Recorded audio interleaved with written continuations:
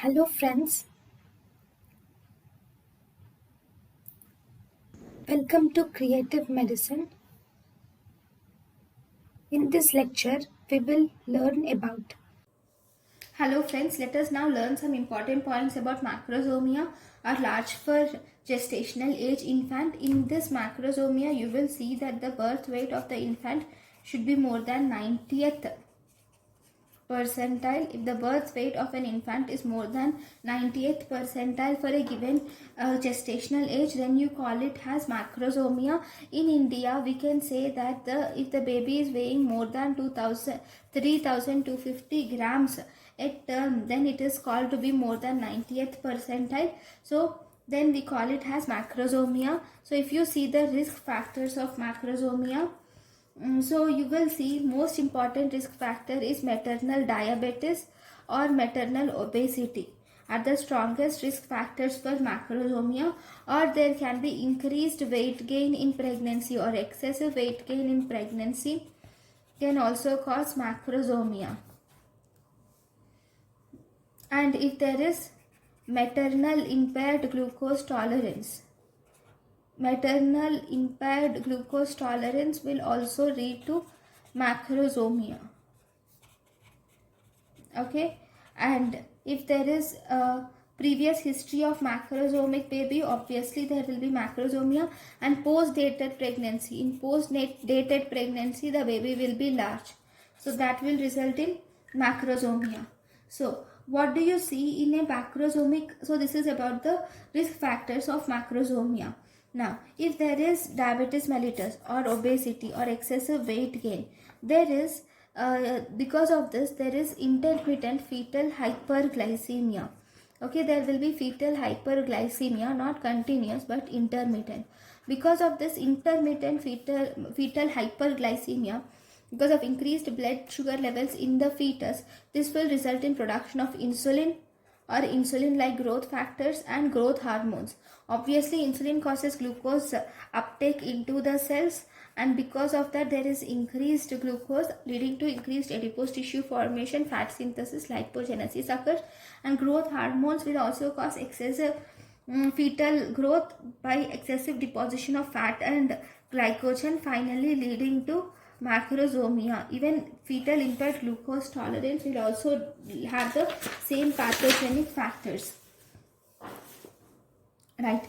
So if there is macrosomia, what actually happens? What are the things which you are you are actually concerned if the baby has macrosomia?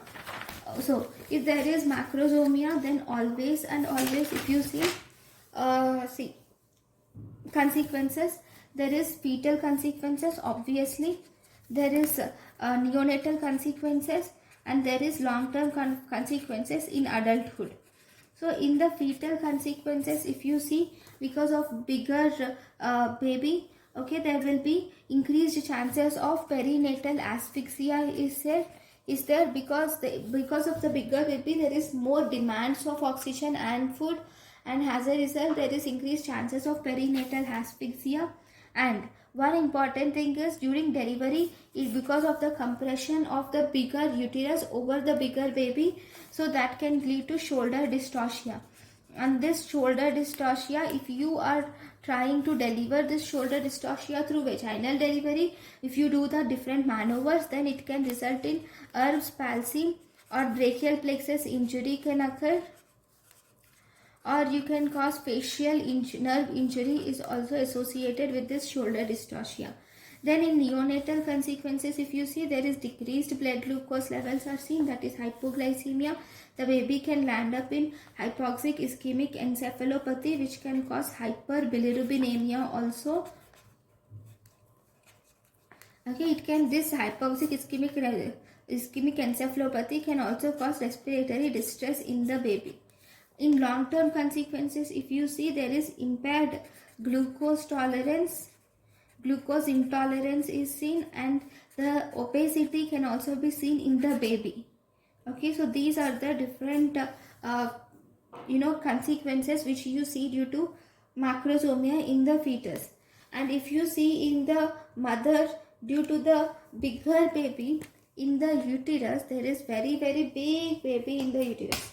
So as a result, the um, the cervix will be very small. Even if it is dilated, it can become very small to accommodate the head of the bigger baby, and as a result there can be complication of operative deliveries, like especially C-section may be necessary for doing this, for delivering such baby. And because of bigger babies, there is increased risk of peritoneal tears are associated with it, and peritoneal lacerations, and there can be postpartum hemorrhage can occur in these babies.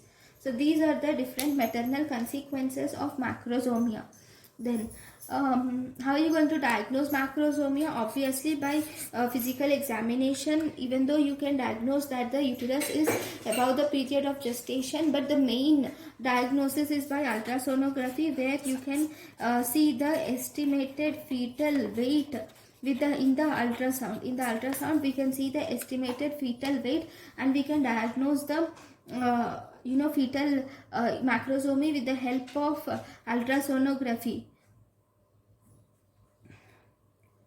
Then after this, once you have seen the ultrasonography, how are you going to manage the macrosomia? It is simple. You will have to see look for the risk factors and do clinical assessment, and then you will have to check for shoulder dystocia. If shoulder dystocia is present, then you can think for if there is no shoulder dystocia, then definitely do a vaginal delivery.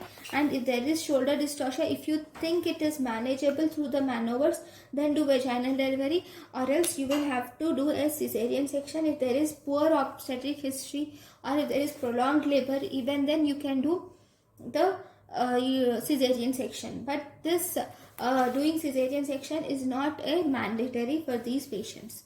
It depends upon the patient's outcome, and it differs from patient to patient. So it is ultimately the doctor's decision about how the person can manage such a baby. So this is about the fetal macrosomia. Thank you guys for watching my lecture. Thank you. Thank you, and thank you for watching.